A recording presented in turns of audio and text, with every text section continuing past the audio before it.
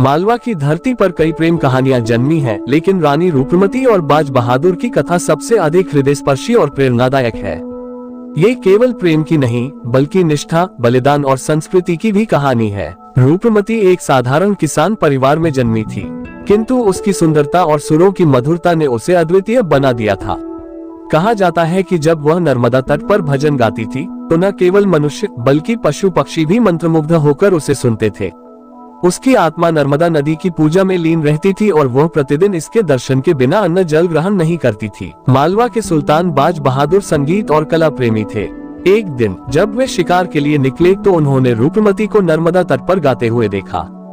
उसकी दिव्य सुंदरता और मधुर आवाज ने उनके हृदय को मोह लिया। उन्होंने उसे महल में चलने का अनुरोध किया, लेकिन रूपमती ने स्पष्ट रूप से कहा, मैं केवल वहाँ रह सकती हूँ जहाँ से मुझे नर्मदा के दर्शन होते रहें। बाज बहादुर ने ये शर्त स्वीकार कर मांडू के किले में एक ऊंचा महल बनवाया, जिसे बाद में रूपमती महल कहा जाने लगा।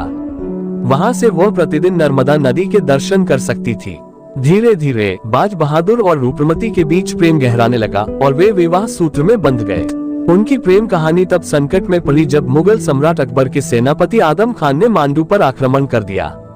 बाज बहादुर ने बहादुरी से युद्ध किया, लेकिन वे पराजित हो गए और उन्हें भागना पड़ा। आदम खान की नजर रूपमती की सुंदरता पर पड़ी और उसने उसे अपने हरम में शामिल करने की ठानी। लेकिन रूपमती एक सती स्त्री थी। उसने अपनी मर्यादा और आत्मसम्मान की रक्षा के लिए विषपान करके अपने प्राण त्याग दिए। आज भी मांडू में स्थित रूपमती महल उनकी स्मृति को जीवित रखे हुए है। उनकी प्रेम कहानी समय के साथ एक अमर गाथा बन गई, जिसे इतिहास और लोकगीतों में संजोकर रखा गया है।